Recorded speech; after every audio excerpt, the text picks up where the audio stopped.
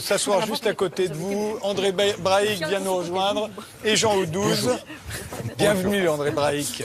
Je n'ai cessé de le répéter depuis le début de cette émission. Il y a 50 ans, quand vous avez commencé tous les deux votre carrière d'astrophysicien, il fallait être un peu fou pour croire à l'existence des extraterrestres. Non, on y reviendra. Et aujourd'hui, il faudrait être fou pour ne pas croire à la possibilité de leur existence. Vous allez me dire non aussi, ça trouve, par esprit de contradiction. Ça fait, je vous présente André Braic. Vous êtes astrophysicien. On vous doit notamment la découverte des anneaux de Saturne. Neptune. De Neptune. À chaque fois, je me trompe. Et à chaque fois que vous venez, je fais la même erreur, vous avez remarqué. Vous venez de publier Terre d'ailleurs, à la recherche de la vie dans l'univers, un livre plein d'illustrations dont vous allez nous faire profiter dans un instant. Et Jean Audouze, également astrophysicien, vous avez dirigé l'Institut d'astrophysique de Paris ainsi que le Palais de la Découverte et vous venez de publier Les secrets du cosmos. C'est une histoire de l'astronomie depuis l'Égypte ancienne et Babylone surtout jusqu'à la découverte récente de milliers d'exoplanètes, ce qui fait qu'aujourd'hui tout le monde s'est mis à croire aux extraterrestres, de Stephen King aux Chinois, qui construisent en ce moment même le plus grand télescope du monde, 500 mètres de diamètre. Regardez. De la littérature, des films, sur le sujet il y en a eu des centaines. Mais découvrir la vie extraterrestre pourrait bientôt devenir réalité. C'est en tout cas l'idée du célèbre astrophysicien britannique Stephen Hawking. Nous croyons que la vie est née spontanément sur Terre. Donc, dans un univers infini, il doit y avoir d'autres apparitions de la vie. Voilà le coup d'envoi donné pour Breakthrough Listen, le plus ambitieux programme pour trouver un signe d'intelligence extraterrestre. Soutenu par un milliardaire russe, le projet est colossal, 100 millions de dollars.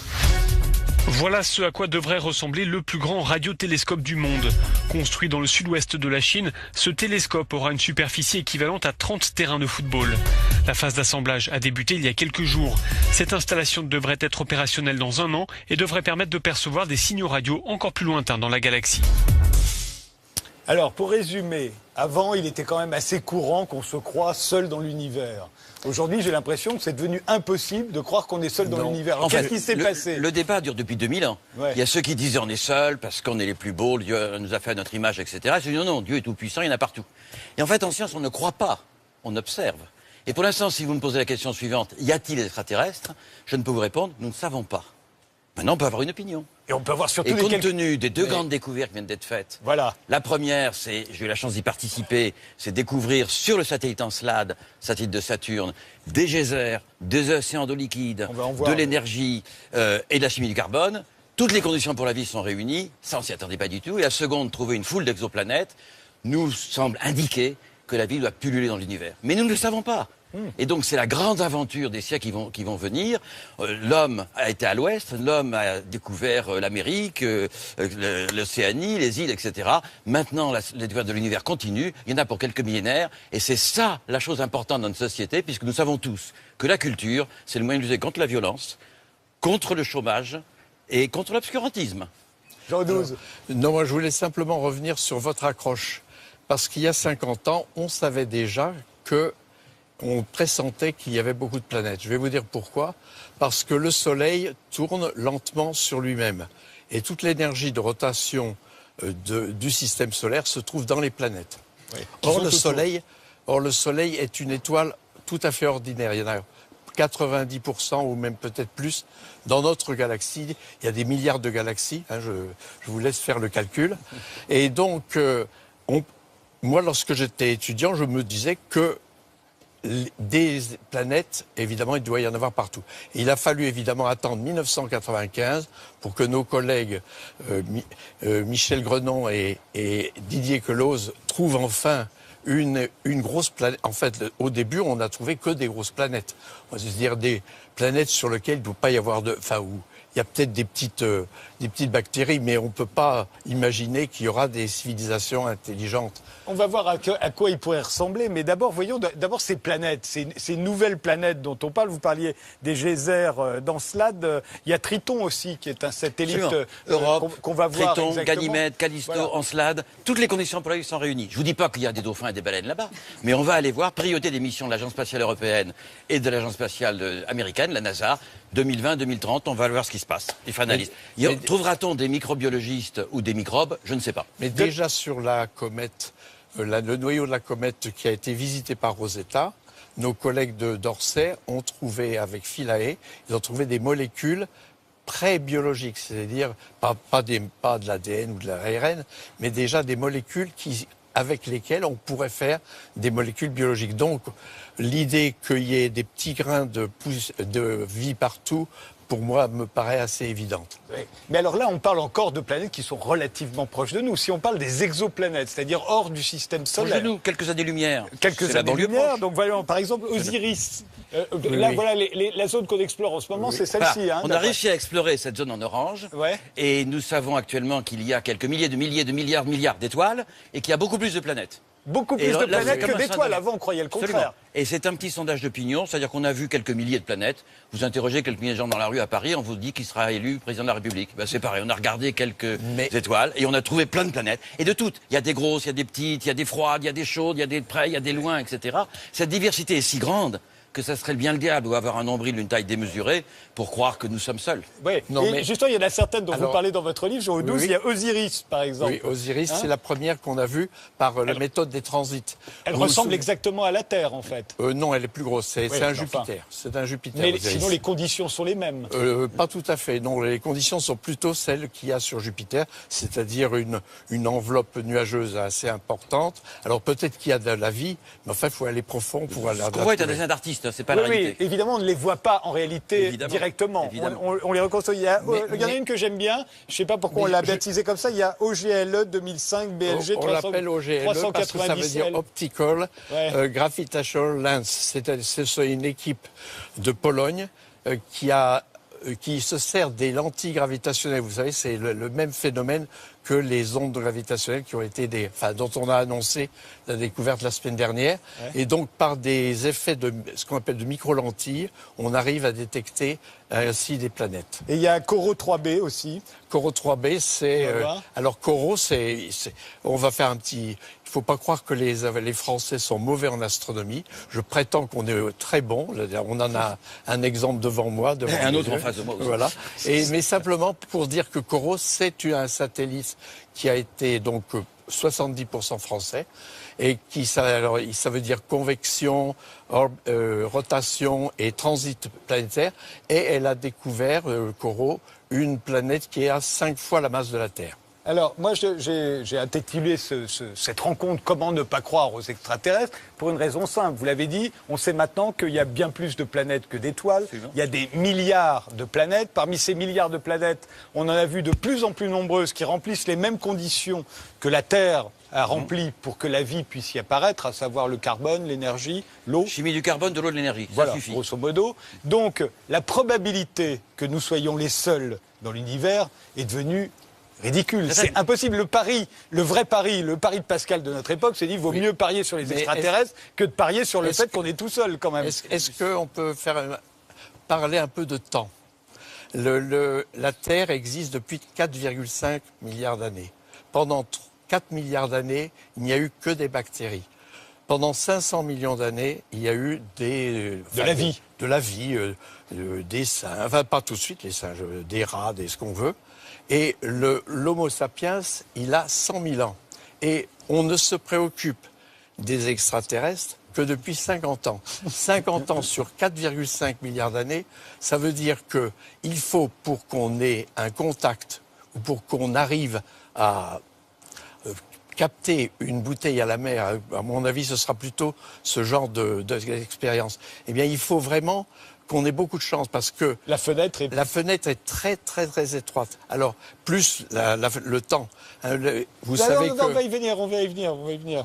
Oui, pour y aller, vous voulez dire. Oui, les grandes questions qu'on se pose, c'est comment la vie est-elle apparue sur Terre? Comment c'est passé? On n'a pas la réponse. Alors vous avez des textes écrits il y a 2000 ans ou 1000 ans, certains prétendent qu'en s'inclinant bien bas, qu'ils ont compris, mais c'est pas la direction dans laquelle se rangent les scientifiques.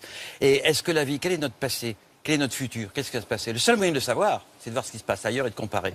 Si vous n'aviez qu'un homme sous la main pour savoir comment il évolue, il faut attendre toute sa vie, son enfance, les maladies, etc. Quand vous avez toute une population, Vous savez rapidement, vous en trouvez des en bonne santé, des malades, des jeunes, des vieux, etc. Et vous avez une idée de l'évolution de l'homme. C'est exactement ce qu'on fait en astronomie. Et vous comprenez fort bien que les grandes questions que les philosophes se sont posées, d'où venons-nous, où allons-nous, qui sommes-nous, quelle est notre place dans l'univers, etc., et qui conditionnent beaucoup de choses en sociologie, en politique, en métaphysique, etc., nous sommes en train d'y répondre grâce à la science et grâce à l'astronomie. C'est pour ça que je répète toujours que je rêve que le prochain président de la République ait comme programme la culture, l'éducation et la recherche. Et c'est pas toujours ce que j'entends des candidats. Je reviens à ces extraterrestres dont les cinéastes ont toujours été friands, hein, depuis Méliès, donc depuis quasiment l'invention du cinéma. Alors évidemment, quand on pense à eux, on les voit comme ça, que ce soit comme E.T., le héros de Steven Spielberg. Voilà, c'est comme ça qu'on voit les extraterrestres. On va les voir défiler. On va voir des hommes d'imagination. La nature a beaucoup plus d'imagination. Cyrano de Bergerac, au XVIIe siècle, Cyrano de Bergerac imaginait déjà qu'il y avait des extraterrestres. Et puis, vous savez qu'il y a eu la grande querelle des canaux de Mars pendant très longtemps. Et d'ailleurs, s'il y a eu beaucoup de progrès en astronomie aux États-Unis, c'est parce que Lovell, un des Américains, a conçu un télescope pour justement voir les canaux de Mars. Alors, avec ça, il a vu Pluton, ce qui n'est pas trop mal, mais il n'a pas trouvé les canaux de Mars. Toujours est-il qu'aujourd'hui, évidemment, quand on pense vie extraterrestre, quand on est un astrophysicien comme vous, on sait très bien qu'il pourrait avoir pris n'importe quelle forme, et qu'il ne serait même pas forcément intelligent d'ailleurs. On sait que ça doit être des cellules. On sait qu'il y a une chimie de carbone donnée, que le silicium, c'est moins favorable. Il y a des contraintes. Il y a des choses qu'on partage, que nous partageons avec les animaux, les cellules, etc. Mais quant à la forme qu'il prendrait, et quant à la manière dont l'évolution a... Ça, on n'a aucune idée. Et le seul moyen, c'est d'observer, ou d'y aller, ou de téléphoner. Et c'est ce que nous démarrons pour l'instant, et tout va dépendre des moyens qu'ont mettre les différents gouvernements. Mais alors, je pense qu'on peut être très confiant sur le fait qu'on va observer des nombres... On a commencé à voir des terres, hein, je veux dire, la première a été faite à l'Institut d'astrophysique en 2006. On a découvert une planète qui avait 5 fois la masse de la Terre. Et puis, ça augmente de plus en plus. Alors, moi, je pense qu'effectivement, dans 5, 10, 15 ans, on va en avoir des milliers. Mais le problème, c'est que la majorité d'entre elles se trouvent assez loin. Voilà, on y arrive. Voilà. Et donc, pour faire coucou, par exemple, on va prendre la dernière, dont on a parlé le 24 juillet de l'année dernière. Eh bien, elle a été découverte dans la constellation du Cygne. Elle est à 1400 années-lumière. Alors, si on fait... Supposons qu'aujourd'hui, vous dites... Hello les gars, eh bien ça prend 2400 ans. Pour qu'ils vous répondent 1400 ans, 2800 ans, il faut trouver des gens dont la durée de vie est de 2800 ans. C'est ce que vous en pensez, vous, André Braic? Non, ça paraît impossible sur le coup, mais en fait, ce qui va se passer pour la suite, c'est prenons quelque chose à 1000 années-lumière. Bon, on ne peut pas y aller, on ne peut pas aller à la vitesse de la lumière. Mais imaginons que des gens y aillent physiquement. Je ne parle pas du coup de téléphone. Oui, vous ou moi? Alors moi, sur Terre, je reste. Et il va s'écouler 2000 ans. Et si on faisait un aller-retour, ça fait un aller-retour en 2000 ans. Mais celui qui est dans la sonde, qui lui va se déplacer, il va se passer ce nous a appris Einstein avec la relativité générale. Le temps ne s'écoule pas de la même manière pour lui. Et en quelques dizaines d'années, il ira. Et qu'est-ce qui se passe? Il faut qu'il aille très vite. Quand les émigrants sont partis en Amérique, ils ne revenaient pas. Ils quittaient l'Europe. Ils fondaient une famille, ils fondaient quelque chose. Eh bien, ce qui se passera si les hommes se déplacent, on pourra envoyer des gens qui arriveront de leur propre vie, ils fonderont quelque chose, mais ils ne reviendront pas. D'ailleurs, entre nous, il y a des gens qu'on enverrait très bien, très loin, sachant qu'ils ne reviendraient pas, mais ça, c'est une autre histoire. Mais ça pose une autre question, c'est qu'on se dit, au fond, toutes ces planètes qu'on a vues sont des vues d'artistes, elles sont trop loin, on ne peut pas les voir directement. Oui. En fait, on déduit leur existence d'un truc très simple. Non, attendez, ne rentrons pas dans le détail, parce que ce n'est pas là où je voulais en venir. En gros, on ne les voit pas directement, elles sont très loin, on est d'accord. Donc, en fait, rien ne nous interdit de penser qu'en ce moment même, sur Coro 3B ou sur BGLE 440, ce sont des noms comme ça que, si ça se trouve, il y a la même émission que ce soir et qui sont en train de regarder une vue d'artiste qui représente la Terre et ils se disent, si ça se trouve, il y a de la vie là-bas, mais on n'en sait rien parce qu'il faudrait 1000 années-lumière pour s'en rendre compte. Oui, mais cher ami, je vous ai indiqué tout à l'heure la probabilité. Alors, effectivement, elle n'est pas nulle, elle est simplement de 1 millionième, un 10 millionième, mais c'est pas grave. Mais la probabilité pour qu'un événement soit vu de 1 millionième ou 1 10 millionième... Oui, ils ne peuvent pas nous voir, ils sont en train de discuter de la même chose qu'on est en train de rêver. Vous connaissez la théorie des multivers, des univers parallèles. Eh bien, si vous êtes là-dedans, eh bien, il y a un Frédéric Tadei en ce moment qui présente une émission dans un univers semblable. C'est pas impossible. Ça ne qui se pose la même question que nous, exactement. Mais celui-là, nous ne le rencontrerons jamais. C'est dans votre livre qu'il y a cette image qui est quand même assez frappante, parce qu'on imagine, c'est la Terre vue de la sonde Voyager. Et alors, comment on voit la Terre quand on est à 6500 Là, vous avez un rayon. 6 milliards et demi de kilomètres, c'est ça. Voilà, on est à 100 fois la distance Terre-Soleil actuellement pour ces sondes Voyager. Et donc, vous avez un rayon de soleil qu'on voit en rouge ici. Et la Terre n'est plus qu'un petit point. C'est pas un défaut de la plaque, c'est la Terre. Voilà. Donc, alors qu'on est très près, on est encore dans le système solaire. On est encore dans le système solaire. Alors, près des autres étoiles, on voit plus rien. Et si on regarde de l'extérieur, on va voir Jupiter, on va voir Saturne, celles qui sont les plus grosses. La Terre est difficile à repérer. Mais, dites-vous qu'on va lancer bientôt dans l'espace des télescopes géants qui, par des méthodes appelées d'interférométrie, en les combinant, seront capables de photographier et l'étoile et la planète à côté. Puisque la difficulté, une planète n'émet pas de lumière, c'est comme placer une bougie à côté d'un phare de marine. Si vous regardez pas longtemps, vous voyez que le phare, et si vous regardez longtemps, vous êtes ébloui par le phare. On va les voir tout de suite, d'ailleurs. On invente, voilà un dessin d'artiste. On a des coronographes, c'est-à-dire que on est capable maintenant, par exemple Osiris, ça a été vu comme ça, c'est-à-dire que les astronomes ont occulté la lumière de l'étoile et là on voit les planètes. Mais d'autre part, André a raison, les planètes de la taille de la Terre, on va en voir à profusion. Simplement, je reviens sur la distance très éloignée et deuxièmement, le temps pendant lequel une civilisation intelligente, supposons qu'il y en ait beaucoup, mais le temps qu'elle arrive d'abord à se former, c'est vraiment la fin. Il a fallu 4,5 milliards d'années. Vous connaissez la formule de l'année cosmique. Le Big Bang arrive le 1er janvier. La Terre naît en septembre. Les dinosaures arrivent le 10 décembre, ils meurent le 20 décembre. Et puis, comment dire, l'homme une seconde. Une seconde. Avant minuit. 10h30, on commence à avoir des Néandertals, des choses comme ça. Oui. Enfin, voilà. Mais en tout cas, simplement.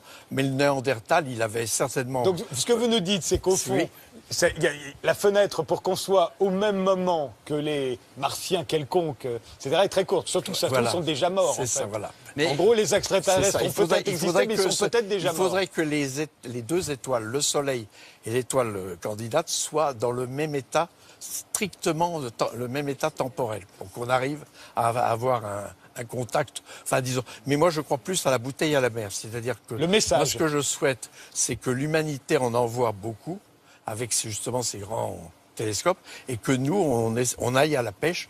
Et là, peut-être qu'on arrivera. Là, je crois plus à la bouteille à la mer qu'à la poignée de main. Qu'à la poignée de main, oui. Et vous, André Braic ? Imaginez 2 minutes dans la Grèce antique qu'on ait parlé de découverte de la Terre, d'extraterrestres, etc. Ça aurait paru impossible. 2000 ans plus tard, ce qui est l'échelle cosmique n'est rien du tout, ça a complètement basculé.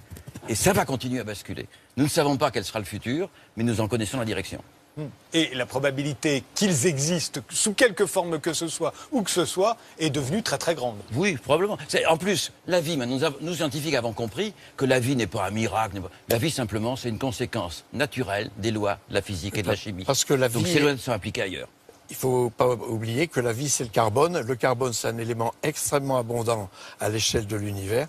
Faire des molécules compliquées dans des milieux extrêmement austères ou très froids, très chauds, grande pression ou pas de pression, on fait des molécules très compliquées. Donc moi, je suis partisan de ce qu'on appelle la panspermie, c'est-à-dire qu'il y a des petits grains de vie qui flottent un peu partout. Ils se fixent sur une planète de la taille de la Terre. Et alors, ils se mettent évidemment à évoluer, mais alors, ça prend du temps. Là, par contre, il faut 4 milliards d'années. Une réaction ? Question ? Non ? Non, mais j'ai eu la chance, excusez-moi, à la mairie du 17e d'accueillir Francis Rocard cette semaine. Ah, on l'a eu comme étudiant, on le connaît bien, Francis. Et donc, on a fait une conférence justement sur la mission de Philae et de Rosetta, où il nous a expliqué justement comment on a pu réussir à aller jusque là-bas sans savoir ce que vous alliez trouver. Et puis l'épaisseur du sol. Et finalement, j'ai cru me comprendre qu'il y avait du carbone sur ce rocher qui avait été trouvé. Et que maintenant, vous aviez décidé, je dis vous les scientifiques, qu'on allait faire disparaître Rosetta, qu'il y avait un choix qui avait été pris. Non, c'est Philae qu'on a fait disparaître. Non, Philae est en train de tomber. Enfin, il est à l'ombre. Voilà, les Rosetta qui a emmené Philae, apparemment, Rosetta, il y a eu un choix, nous a expliqué Francis Rocard. Est-ce qu'on continue à le faire tourner ou est-ce que... On le pose. Voilà. Et là, et les images que nous avons sont celles-là à l'heure actuelle. C'est juste formidable. Ce sont les grands rendez-vous que je donne à la mairie du 17e une fois par mois. Vous êtes tous les bienvenus. Peut-être que je ferai un débat sur la dépénalisation du cannabis la prochaine fois. Un dernier mot, André Braic. Oui, l'histoire scientifique, c'est vraiment l'histoire de notre siècle. Et je crois que pour avoir été dans des quartiers dits difficiles, j'ai constaté que ces enfants qui ont souvent un environnement de drogue, de violence, etc., quand on leur parle de l'aventure scientifique, on leur ouvre une fenêtre qu'ils n'avaient pas imaginée. Et on voit dans une salle où il y a 400 gamins entre 9 et 15 ans, les yeux qui commencent à briller. Encore plus si vous leur parlez d'extraterrestres. Mais non, l'aventure, ils ont envie d'y participer. Et finalement, il y a toujours 2-3% d'irréductibles. Bon, ceux-là, on les traite autrement. Moi, je propose dans un rio Kerguelen et avec un hameçon pour pêcher, mais ça, c'est une autre solution dont vous n'avez pas débattu ce soir. Mais simplement, on voit que l'enthousiasme qu'on peut donner aux jeunes, et ça me paraît essentiel qu'on enseigne ces choses-là aux jeunes, non pas la technique, ils s'en moquent, mais cette aventure scientifique, quels en sont les résultats, quelles sont les questions, quelles sont les avancées, et qu'ils comprennent notre vie a complètement changé grâce à ça et va complètement changer dans l'histoire.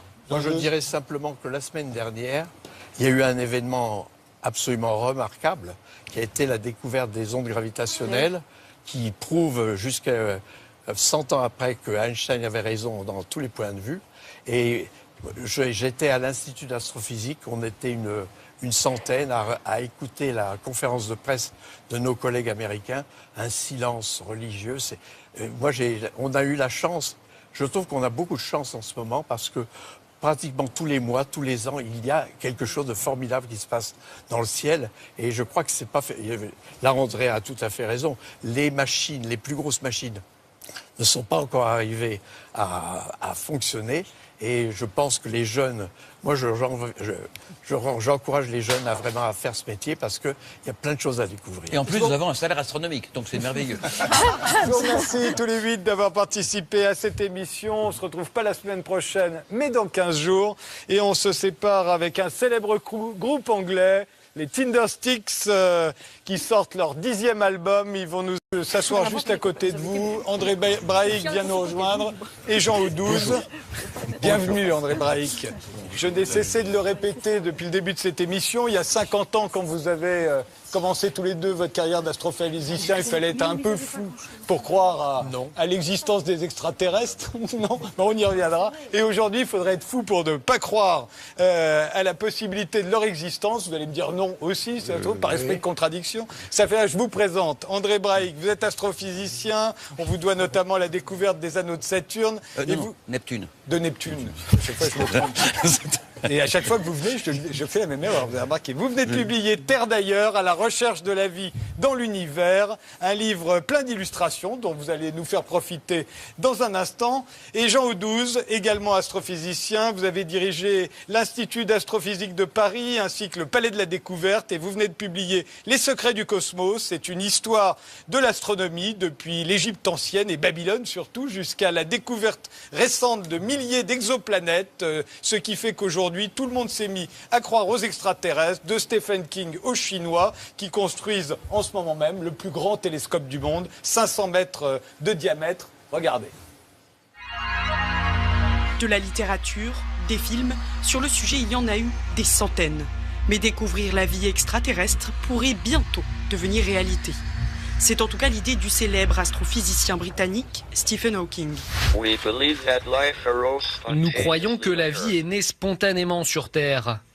Donc, dans un univers infini, il doit y avoir d'autres apparitions de la vie. Voilà le coup d'envoi donné pour Breakthrough Listen, le plus ambitieux programme pour trouver un signe d'intelligence extraterrestre. Soutenu par un milliardaire russe, le projet est colossal, 100 millions de dollars. Voilà ce à quoi devrait ressembler le plus grand radiotélescope du monde. Construit dans le sud-ouest de la Chine, ce télescope aura une superficie équivalente à 30 terrains de football. La phase d'assemblage a débuté il y a quelques jours. Cette installation devrait être opérationnelle dans 1 an et devrait permettre de percevoir des signaux radio encore plus lointains dans la galaxie. Alors, pour résumer, avant, il était quand même assez courant qu'on se croie seul dans l'univers. Aujourd'hui, j'ai l'impression que c'est devenu impossible de croire qu'on est seul dans l'univers. Qu'est-ce qui s'est passé? Le débat dure depuis 2000 ans. Ouais. Il y a ceux qui disaient on est seul parce qu'on est les plus beaux, Dieu nous a fait à notre image, etc. Je dis non, Dieu est tout puissant, il y en a partout. Et en fait, en science, on ne croit pas, on observe. Et pour l'instant, si vous me posez la question suivante, y a-t-il des extraterrestres? Je ne peux vous répondre, nous ne savons pas. Maintenant, on peut avoir une opinion. Et on peut avoir surtout compte tenu des 2 grandes découvertes qui viennent d'être faites. Voilà. La première, j'ai eu la chance d'y participer, c'est découvrir sur le satellite Encelade, satellite de Saturne, des geysers, des océans d'eau liquide, de l'énergie et de la chimie du carbone. Toutes les conditions pour la vie sont réunies. Ça, on s'y attendait pas du tout. Et la seconde, trouver une foule d'exoplanètes, nous semble indiquer que la vie doit pulluler dans l'univers. Mais nous ne le savons pas. Et donc c'est la grande aventure des siècles qui vont venir. L'homme a été à l'ouest, l'homme a découvert l'Amérique, l'Océanie, les îles, etc. Maintenant, la découverte de l'univers continue. Il y en a pour quelques millénaires. Et c'est ça la chose importante dans notre société, puisque nous savons tous que la culture, c'est le moyen de lutter contre la violence, contre le chômage et contre l'obscurantisme. Jean XII. Non, moi je voulais simplement revenir sur votre accroche. Parce qu'il y a 50 ans, on savait déjà qu'on pressentait qu'il y avait beaucoup de planètes. Je vais vous dire pourquoi. Parce que le Soleil tourne lentement sur lui-même. Et toute l'énergie de rotation du système solaire se trouve dans les planètes. Oui. Or, le Soleil est une étoile tout à fait ordinaire. Il y en a 90% ou même peut-être plus dans notre galaxie. Il y a des milliards de galaxies. Hein, je vous laisse faire le calcul. Et donc, moi, lorsque j'étais étudiant, je me disais que des planètes, évidemment, il doit y en avoir partout. Et il a fallu évidemment attendre 1995 pour que nos collègues Michel Grenon et Didier Queloz trouvent enfin une grosse planète. En fait, au début, on n'a trouvé que des grosses planètes. C'est-à-dire des planètes sur lesquelles il ne doit pas y avoir de... Enfin, où il y a peut-être des petites bactéries, mais on ne peut pas imaginer qu'il y aura des civilisations intelligentes. On va voir à quoi ils pourraient ressembler, mais d'abord, voyons d'abord ces planètes, ces nouvelles planètes dont on parle. Vous parliez des geysers d'Encelade. Il y a Triton aussi, qui est un satellite Europe, qu'on va voir. Triton, exactement. Ganymède, Callisto, voilà. Encelade. Toutes les conditions pour la vie sont réunies. Je ne vous dis pas qu'il y a des dauphins et des baleines là-bas, mais on va aller voir. Priorité des missions de l'Agence spatiale européenne et de l'Agence spatiale américaine, la NASA, 2020-2030. On va voir ce qui se passe. Il faut analyser.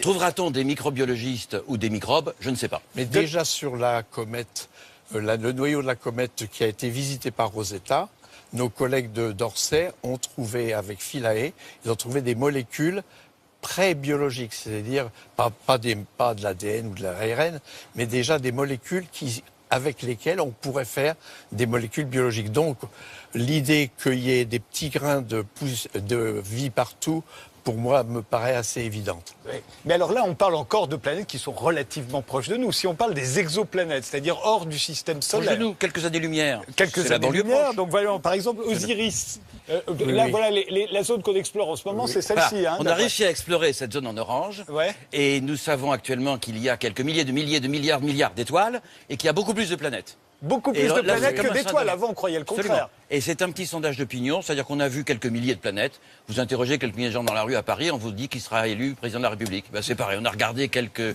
étoiles et on a trouvé plein de planètes. Et de toutes. Il y a des grosses, il y a des petites, il y a des froides, il y a des chaudes, il y a des près, il y a des loin, etc. Cette diversité est si grande que ça serait bien le diable ou avoir un nombril d'une taille démesurée pour croire que nous sommes seuls. Oui, mais justement, il y en a certaines dont vous parlez dans votre livre, Jean 12, il y a Osiris, par exemple. Oui, Osiris, c'est la première qu'on a vue par la méthode des transits. Elle ressemble exactement à la Terre, en fait. Non, elle est plus grosse, c'est un Jupiter. C'est un Jupiter. Mais sinon, les conditions sont les mêmes. Pas tout à fait, non, les conditions sont plutôt celles qu'il y a sur Jupiter, c'est-à-dire une enveloppe nuageuse assez importante. Alors peut-être qu'il y a de la vie, mais enfin, il faut aller profond pour aller la trouver.